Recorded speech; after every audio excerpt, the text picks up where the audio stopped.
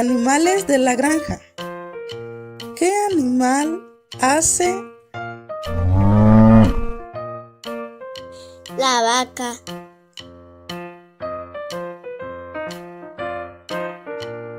¿Qué animal hace? El cerdo.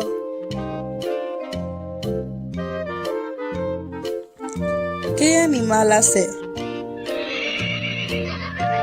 El caballo.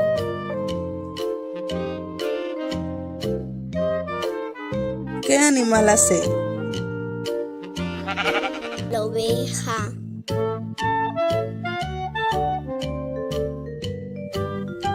¿Qué animal hace? La gallina.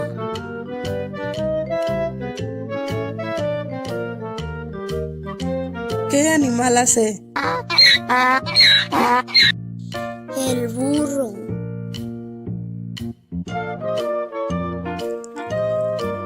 Animales de la selva. ¿Qué animal hace? El león.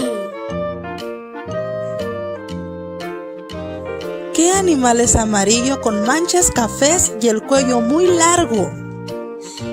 La jirafa. ¿Qué animal hace? Elefante.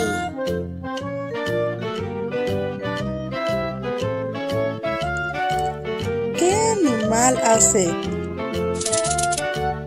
La serpiente.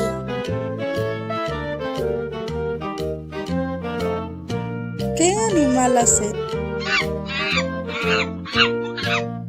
El mono.